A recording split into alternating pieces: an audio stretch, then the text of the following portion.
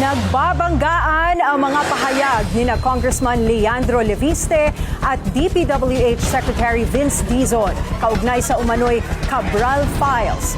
Sino nga ba ang nagsasabi ng totoo tungkol sa kontrobersyal na dokumento? Nagbabalik si Hannah T. para sa detalye. Mapipilitan umano si Batangas 1st District Representative Leandro Leviste na ilabas sa mga pangalang anyay pumipigil kay DPWH Secretary Vince Dizon na ilabas ang umano'y Cabral Files na hawak daw ng kongresista. Yan ang sagot ni Leviste matapos na naging pahayag ni Dizon na hindi raw inauthenticate ng kalihim ang anumang dokumentong hawak ni Batangas Representative Leviste.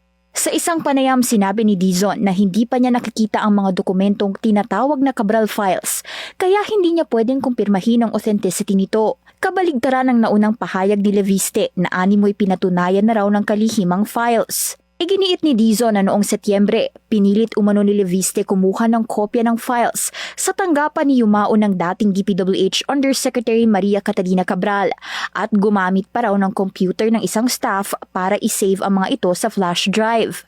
Ayon kay Dizon, ito mismo ang ikinwento sa kanya ni Cabral nung buhay pa ito. Tinanggi naman ni Leviste ang paratang at sinabing alam daw ni Dizon ang pagkuha ng files at hindi raw totoo na may pamimilit na nangyari. Ibinigay rin daw ito kay Leviste dahil umano sa spirit of transparency. Anya, naniniwala siyang may pagsang-ayon sa panig ng DPWH na ilabas ang mga dokumento in the interest of transparency. Kamakailan naglabas ng set ng mga dokumento si Leviste na may summary ng mga allocation per district, province at region mula 2023 hanggang 2026. I'm sorry that the public is impatiently waiting for more informations to be released on the proponents in the NEP, but I want to give the DPWH and USEC Claire Castro the chance to set the record straight before I prove that they have been lying. For them to say that there are no proponents in the NEP and they don't know who are the proponents in the NEP is a lie.